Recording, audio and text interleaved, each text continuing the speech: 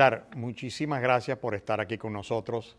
Para nosotros es un gran honor el poder estar hablando contigo directamente sobre los temas terribles que aquejan a Israel y al pueblo judío, de los cuales tú eres una experta. Has viajado al mundo entero. Un placer. También le quiero dar las gracias a la organización CAM, Combat Antisemitism Movement, que hizo posible que Pilar estuviera hoy con nosotros, y a su director latinoamericano, Shai Salomon. Muchísimas gracias. Empecemos con una pregunta un tanto personal. Tú has sido una gran defensora del Estado de Israel y del pueblo judío. ¿En qué momento, por qué motivos decidiste dar esa batalla tan poco popular? Es que uno no tiene un momento y no tiene un motivo, sino que tú vas configurando un pensamiento vinculado a derechos fundamentales, a las libertades, a la sociedad de la tolerancia, a las sociedades modernas, a las democracias liberales, y te encuentras con un conflicto donde está perfectamente definido lo que es la libertad y lo que es la intolerancia, lo que es la vida, la cultura de la vida, lo que es la cultura de la muerte. Entonces, mi defensa de Israel tiene que ver con la defensa de la democracia, y mi defensa con el pueblo judío es porque yo acumulo tres culpas, todo ciudadano europeo. Yo acumulo una culpa de la vieja Sefarad, acumulo una culpa europea y formo parte además del mundo del periodismo y de la izquierda que acumula muchas culpas sobre el tema judío. De manera que cualquier demócrata, cualquier luchador por la libertad, tiene claro que el pueblo judío sufrió la industria de exterminio más brutal de la historia de la humanidad. Y por tanto la causa judía tiene que ser tu causa. Y la causa de Israel tiene que ser tu causa. Que no es una causa contra nadie, es una causa a favor de las libertades para todos. Pilar, el crecimiento de las comunidades islámicas en el mundo ha sido exponencial. ¿Tú crees que ese crecimiento ha tenido un impacto en el antisemitismo mundial? El antisemitismo actual, que ha crecido exponencialmente, tiene que ver con dos fuentes. La fuente de la izquierda, que desde las épocas de Stalin ha ido alimentando una demonización de Israel, y demonizar a Israel acaba siendo siempre una demonización del pueblo judío, y después el fenómeno del salafismo, del integrismo islámico, que ha cuajado en las comunidades musulmanas de todo el mundo y que ha desarrollado un discurso antisemita claro, casi fundacional en su educación. Por tanto, la cantidad de las comunidades musulmanas en Europa, por ejemplo, no son por ellas mismas un problema. Europa puede vivir con identidades y religiones y sociedades diversas. El problema es la ideología salafista que los secuestra para la democracia. Y ahí sí que es una ideología claramente antisemita. ¿Cómo explicarías tú el antisemitismo de la izquierda? Durante mucho tiempo la izquierda consideró que su víctima natural, su héroe de lucha, era el obrero dominado por el capitalismo, bla, bla. Eso se les cayó con el fracaso del comunismo. Y han sustituido a ese obrero explotado por el capitalismo por el palestino explotado por el judío rico, blanco, fuerte, etc., haciendo unos maniqueísmos, unas reducciones de la realidad brutales, ¿no? En realidad la Kefía ha sustituido al póster del Che Guevara, pero en realidad lo que tenemos es una izquierda que desprecia profundamente las libertades, que desprecia los derechos civiles, que desprecia la libertad de expresión, de comercio, etc. Y todo esto lo defiende Israel. Entiendo perfectamente, hay que hacer una pregunta, Sami. ¿Por qué la democracia, la izquierda del mundo odia a las dos democracias más sólidas del mundo, Estados Unidos e Israel? Y la respuesta te dice lo que son. ¿Crees que las manifestaciones multitudinarias que se han visto en el mundo entero en las últimas semanas son espontáneas o es algo planificado, más diabólico de lo que creemos? Sin ninguna duda se ha ido trabajando y creando un discurso de odio a Israel que ha estallado con el 7 de octubre. Fundamentalmente porque el 7 de octubre las víctimas son inequívocamente judías y eso no se permite. Los judíos son culpables siempre, los israelíes son culpables, nunca pueden ser víctimas. Y ante una explosión de dolor trágico tan brutal como el pogrom del 7 de octubre, ha habido una reacción a la contra furibundamente antisionista, furibundamente antisemita, de relativizar la tragedia israelí y en cambio convertirlos en culpables. Es decir, es no permitir ni la condición de víctima. Y hay una cantidad enorme de personas en el mundo que, basándose en la más absoluta ignorancia, acaban comprando un relato que es un relato perverso, un relato lleno de mentiras y de falsedades, de libelos en realidad. Lo estamos sufriendo, es un auténtico libelo contra los judíos, que ha seducido a muchos jóvenes y a mucha gente. Es triste. ¿Por qué crees que tantos gobiernos, instituciones, universidades, intelectuales no se atrevan a condenar a Hamás? Primero, hay una diferencia. En el mundo intelectual hay mucho intelectual muy patán y muy ignorante. Y que además hay mucho intelectual de izquierdas que nunca condenó a Stalin, nunca condenó a Fidel Castro, nunca condenó las dictaduras y los fascismos de izquierdas, de manera que no me los creo. Es decir, es fácil condenar las dictaduras de derechas, por supuesto yo me pongo la primera, y los fascismos de derechas. ¿Cómo aún hoy en día blanquean dictaduras como la de Venezuela o la de Nicaragua, o incluso la de Cuba, donde las libertades están todas sesgadas? Entonces, esa izquierda que siempre traicionó a la libertad, continúa haciéndolo ahora. En realidad nunca tuvo problemas con las faltas de libertades. Y en el caso de Hamás lo han reconvertido en una especie de guerrilla al estilo de Fidel Castro, cuando hablamos de terrorismo islámico de base, absolutamente equiparable al Daesh o al Estado o Al Qaeda, etc. Respecto a las cancillerías es diferente. La mayoría de los presidentes de gobierno o la mayoría de gobiernos que se han posicionado contra Israel mira primero si sigue el dinero y sigue los intereses domésticos. En el caso de Sudáfrica, por ejemplo, qué casualidad, un presidente con problemas económicos, que de golpe le aparecen los Hamás por allí, los iraníes, le resuelven el problema económico y patamam, lo tenemos en La Haya. Tenemos a los Petros, a los Boric, a los Daniel Ortega o tenemos a los Pedro Sánchez. Fíjate tú, pon la lupa en sus países, países con problemas económicos enormes, con miserias políticas de primer nivel, con unos líos monumentales, pero se ponen la kefía y se convierten en héroes de la paz. Yo creo que la kefía esconde muchas miserias locales. Entonces me los creo relativamente, incluso el caso de Canadá, con un gobierno que depende de la izquierda, que tiembla, y de golpe dice, no, Israel no podemos venderle armas. Ah, pero se las podemos vender a todas las dictaduras del mundo. Pero Israel, que es una democracia en una permanente situación de peligro, no me los creo.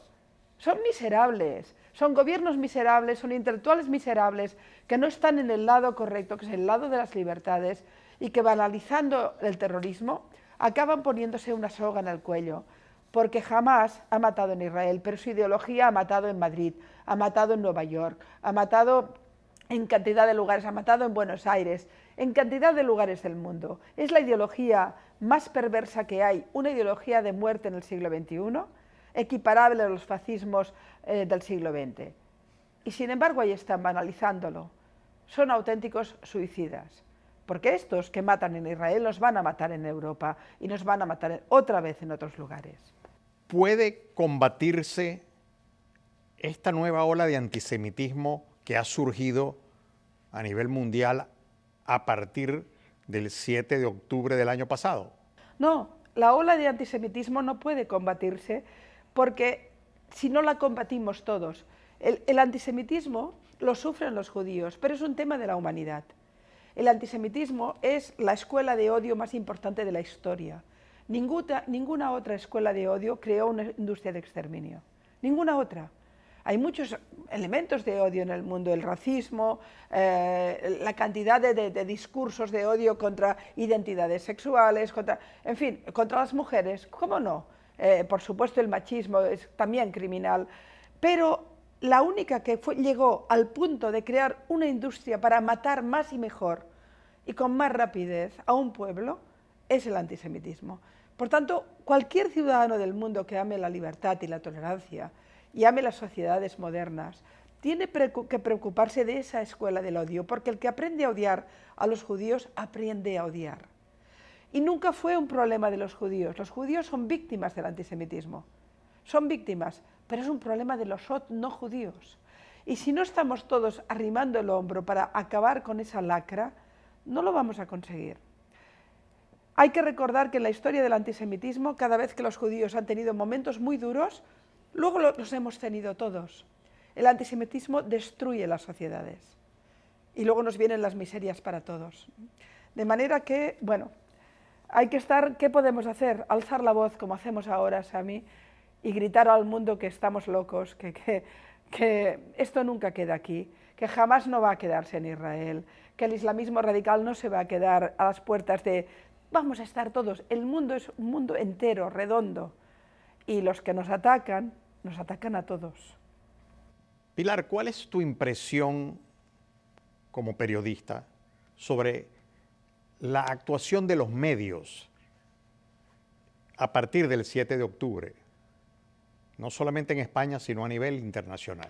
La prensa internacional se ha convertido en el altavoz de las mentiras de Hamás y ha fracasado en su obligación de informar. Es una destrucción del código deontológico del periodismo. Hoy por hoy no sirve. Puedo entender los motivos, puedo entender que las redes sociales, que se han convertido en el gran aparato de propaganda de las mentiras, es el gran creador de libelos, es Goebbels con Internet, ese momento tan creador de falsedades, impacta sobre los medios de comunicación clásicos que quieren ir tan rápidos como las redes y acaban convirtiendo en verdad, oficializando las mentiras. Todo el mundo sabe, por ejemplo, que en una guerra tú no puedes saber qué gente ha muerto o cuánta gente ha caído en un día. Pero sin embargo jamás lo sabe al minuto. Y dice, hoy han muerto 500 personas. Y la BBC te lo publica. Y la BBC sabe que es imposible saber si han muerto 5, 10 o 500. Pero que si te lo dice el Ministerio de Salud de Gaza, que es Hamás, va a ser mentira. Sin embargo, cuando la información la da el Estado de Israel, siempre bajo sospecha, siempre con comillas, según fuentes, pero el otro se da por bueno. No conozco otra forma de destruir el periodismo como esa. Es decir, toda la información que se ha publicado sobre la guerra es falsa. Entre medio habrá verdades, pero yo no sé cuáles, porque dejé de creerme a la BBC y a la CNN y a los medios de comunicación internacionales, los míos y los del otro lado. Se han convertido en los grandes propagandistas de Hamás. ¿Qué puede hacerse para contrarrestar la información negativa sobre Israel en los medios? Sami, tenemos un problema en ese sentido enorme y muy difícil.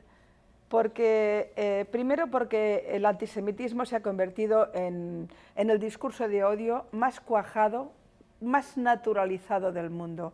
Y te lo pongo en un ejemplo comparativo para que se entienda. Hay en el mundo 8.000 millones de personas más o menos, y la Liga Antidifamación Americana y otros organismos que estudian el fenómeno antisemita con bastante propiedad tipifican en alrededor del 30 al 40% de personas en el mundo que son abiertamente antisemitas, que creen que los judíos son los culpables de los problemas del mundo, que 15 millones de personas son los grandes responsables de los males que hay en el mundo, que fueron responsables del COVID, de la Segunda Guerra Mundial y de lo que usted quiera, ¿no? Es el antisemitismo clásico. De la misma manera que tenemos un problema enorme cuando ponemos los números en el fenómeno del islamismo radical. El islamismo radical son, ¿cuánta gente hay en el mundo que es musulmana? 2.000 millones. Ponte que solo el 30% esté contaminado por el discurso de odio salafista. Pero es que el 30% de 2.000 millones es mucha gente, son muchos millones en el mundo. Son fenómenos que realmente nos impactan. Y todos estos fenómenos, el antisemitismo y el islamismo radical, alimentan el discurso de odio a Israel. ¿Ser anti-Israel es ser antisemita? No hay ninguna duda que aquellos que se proclaman como antisionistas, porque es un vestido que queda bonito, que queda bien, que queda progre. Si tú te dices antisemita, no, el antisemitismo es de extrema derecha, o los cristianos radicales de otras épocas, no, yo soy antisionista. Entonces, oigan, usted no ha entendido nada. ¿Qué es ser sionista? ¿Qué es el sionismo? es dotar al pueblo israelí, al pueblo judío, del derecho internacional. Dotar a un pueblo al que has perseguido durante 500 años, o quizá más, porque si vamos más lejos, más tiempo. Pero pongamos que desde la expulsión española, que hemos perseguido brutalmente, que les dijimos que no podían vivir entre nosotros, los obligamos a convertir, luego no podían vivir entre nosotros, los expulsamos, y luego les dijimos no podéis vivir y los matamos. Decirle a ese pueblo que sabe lo que es un intento de exterminio, porque se masacró 3/4 partes de la población judía de Europa, decirle que no tiene el derecho a tener la protección internacional que cualquier pueblo del mundo tiene. Porque eso es el sionismo. Un pueblo que quiso ser francés y tuvo que sufrir Dreyfus, que quiso ser ruso y tuvo que sufrir pogroms, que quiso ser alemán y tuvo que sufrir el nazismo, decirle a ese pueblo que no tiene derecho a tener un Estado que lo proteja. Eso es antisemitismo puro, puro. Por tanto, a mí estos no me engañan. Se ponen un vestido más cómodo para culminar en el viejo antisemitismo utilizando los tópicos de siempre. Porque antes eran los judíos, los Rothschild dominando el dinero del mundo y ahora son los judíos de Wall Street. Antes eran judíos medievales que se bebían la sangre de los niños cristianos y ahora son judíos del Sahel matando a niños palestinos. Siempre es el mismo tópico, siempre es la misma maldad. Cambian un poco los esquemas, pero el tópico se mantiene, el estigma se mantiene. ¿Cómo se logró que Barcelona adoptara la definición de antisemitismo de la IRA? De vez en cuando hacemos cosas bien, de vez en cuando nos movemos bien, de vez en cuando hay momentos de debilidad y al final se consiguió. Pero también tengo que decir para mi dolor, porque Barcelona es mi ciudad, es mi patria, es mi lugar, que estamos en un momento de mucha subida del antisemitismo. Tuvimos una alcaldesa que fue un absoluto desastre y muy profundamente antisemita. Le colamos la definición del INRA casi casualmente, pero lo cierto es que continuamos teniendo una situación muy difícil en Barcelona. No solo es Barcelona, es una cantidad enorme de ciudades, pero a mí lo que me preocupa, ¿sabes qué es, Sami?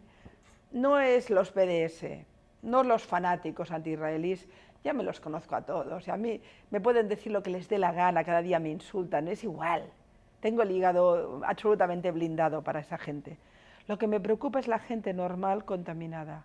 Mis amigos, gente culta, gente con nivel, gente con títulos universitarios, que me repiten los esquemas de la extrema izquierda y que se han creído las mentiras. Ese espacio central es el que me duele, el que me desconcierta, el que me rompe, ¿no? La gente normal, como siempre pasó, la gente normal que al final se come el libelo. Ese es el problema, ahí hay que luchar. ¿Cómo se entiende que el cónsul de Israel en Barcelona, Joseph David, haya sido electo como decano del grupo diplomático en Barcelona? No lo entiende nadie. Me metes en un lío ahora, pero yo no entendí nunca ese nombramiento. Creo que tuvo que ver con la situación política en Cataluña, tuvo que ver con sus alianzas con el Partido Popular en aquel momento. No era una opción lógica, no era alguien que conociera la sociedad catalana, que estuviera perfectamente imbrincado, no tenía ningún sentido, pero se colocó bien y consiguió ser el cónsul. Yo nunca entendí esa acción. ¿Cómo ves el futuro de las relaciones entre España e Israel? Las veo mal porque Pedro Sánchez es un disparate. Es un disparate. No puede lesionar más los intereses israelíes y sobre todo despreciar. Lo peor que ha hecho Pedro Sánchez es aprovechar un momento trágico para el pueblo israelí y también para el pueblo palestino, para su oportunismo político. Y salir con lo de que va a reconocer el Estado palestino. ¿Con quién? ¿Con qué límites? ¿Con qué fronteras? ¿Con qué interlocutores? ¿Cómo te puedes meter en este lío que lleva 75 años, que ha habido 5 veces la posibilidad de crear un Estado palestino y los árabes han dicho siempre que no y después lo han dicho los palestinos? Y el tipo llega con su kefía y dice, no, yo lo voy a reconocer. ¿Con Hamas? ¿Con la yihad islamía? ¿Con Irán? ¿Con Hezbollah? Ah, es que el tonto se cree que este es un lío entre Israel y Palestina. ¿No sabe que es un lío un poco más grande? ¿No sabe que Israel lucha en 5 frentes?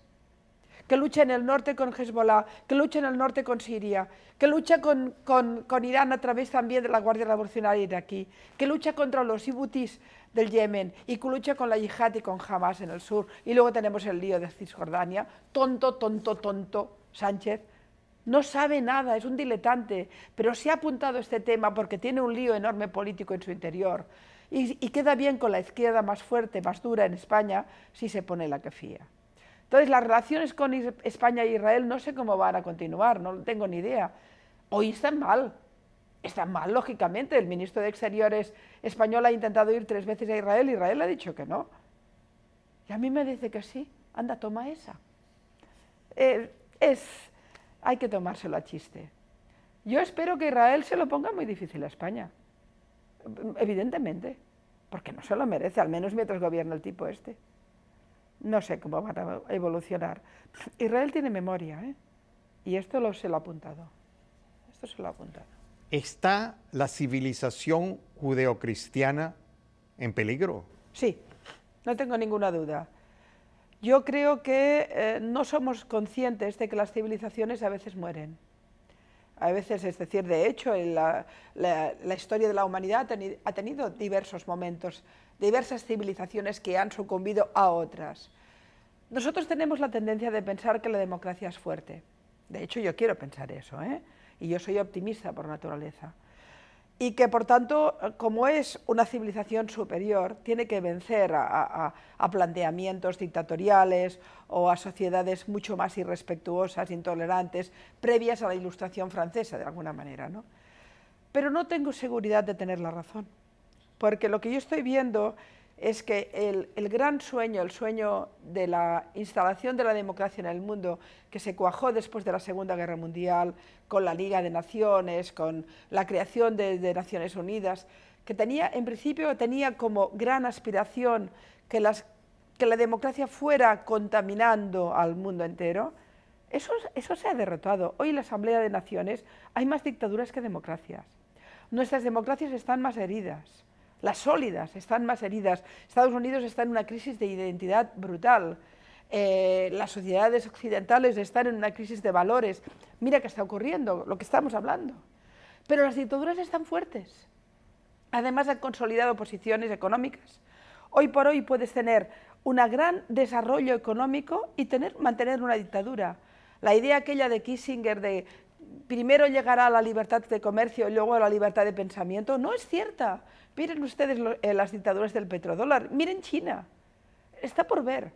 Y hoy por hoy estamos viendo cómo el mundo se está estabilizando en 2 bloques, el bloque occidental que estaba malherido y medio cojo, y luego la gran alianza entre China, Rusia e Irán, que es el eje, el triunvirato de una alianza mucho mayor, que incluye el eje bolivariano y todos estos de ahí por aquí, que está reforzando posiciones. Entonces, yo creo pensar que vamos a vencer y que no hay peligro para las democracias, tal como las entiendo, pero no estoy segura de que esta afirmación sea cierta. ¿Qué reflexión nos puedes dar con respecto a la mujer como fuerza transformadora? ¿Dónde están las mujeres? Yo te habría respondido con mucha alegría antes del 7 de octubre.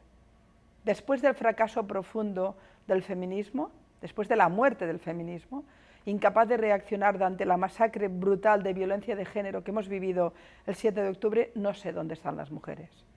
Desde luego para mí fracasaron. Todas las organizaciones feministas, todas las instituciones, todos los mitos del mundo que levantaban la voz en favor de la mujer, no lo han hecho cuando las mujeres violadas han sido judías.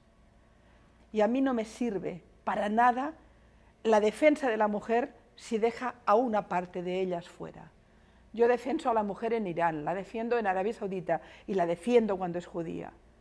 Y las mujeres judías no han sido menos violadas y no han sido menos mujeres agredidas, pero por ser judías se les ha perdido esa condición.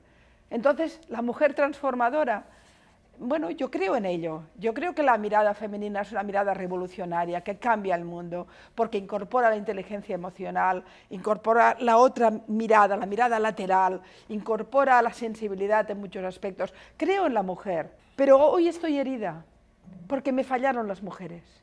Me fallaron todos los movimientos feministas del mundo, no sé dónde están. ¿Cómo es posible? Yo no imaginaba que en el siglo XXI viviría una destrucción del cuerpo de la mujer como lo que vivimos. Ese pogrom, y no solo el pogrom, las violaciones masivas de las mujeres secuestradas, niñas embarazadas, manuales para cómo violar de la manera más brutal. Eso hemos vivido en el siglo XXI en un día. Y después en las mujeres secuestradas más tiempo. Y el silencio ha sido atroz. Y de golpe tú miras y dices, ah, es que éramos solidarias solo si no eran judías. Si eran judías son culpables. Y hemos convertido a las víctimas en victimarias. ¿A quién? ¿A esas niñas de 13 años violadas? ¿A esas mujeres destrozadas? Ya no sé. Te diré que casi me emociona pensar, pero por tristeza, en lo enormemente desconcertada estoy en los valores en los que creía. Mira, Israel sabe que no puede perder la guerra un día. Los árabes la pueden perder, o los palestinos, 1000 años. Los judíos solo la pueden perder un día. Por tanto, no tienen más remedio que ganarla. De la misma manera te digo que los que amamos la libertad no podemos perder esta lucha. Porque si la perdemos definitivamente para generaciones enteras. Y yo quiero vivir un mundo de luces. De manera que, bueno, ¿mi esperanza cuál es? Recuerda que la esperanza es lo último que se pierde, ¿no? En la caja de Pandora es lo último que queda, ¿no? Pues yo me agarro a esa esperanza para decir que al final, perdóname que lo diga de esta forma un poco soberbia, tenemos razón. Estamos en el lado bueno, estamos en el lado de los valores de la libertad. Como tenemos razón y estamos en el lado bueno, no podemos perder, no nos podemos permitir perder. Gracias, Pilar, por haber estado con nosotros en este espacio. Tu aporte es valiosísimo. Muchas gracias. Chicos, chicas, jóvenes judíos que sufrís en las universidades actos de antisemitismo, ayudar a CAM, a Combat Antisemitism Movement, a denunciarlo. No estáis solos. Lo digo porque muy a menudo los judíos están tan acostumbrados a sufrir actos, especialmente en las universidades, de antisemitismo, que se lo callan, lo aguantan, a veces esconden su Maguen David o su kippah. No, hay organizaciones que os ayudan. Y yo creo que Combat está ahí, CAM, a mí me gusta llamarle Combat porque tiene ese punto de combate, CAM está ahí para recoger también las denuncias y para que recuerden que no están solos. Por favor, lo digo con toda la rotundidad, judíos del mundo, nada de volver al gueto. Es un momento de visualizar, de salir, de mostrar, de enseñar. El gueto nunca funcionó. Igualmente los mataban. De manera que ahora es un momento de alzar la voz. Y cuando haya alguna agresión, denuncia. No puede quedar impune todo esto.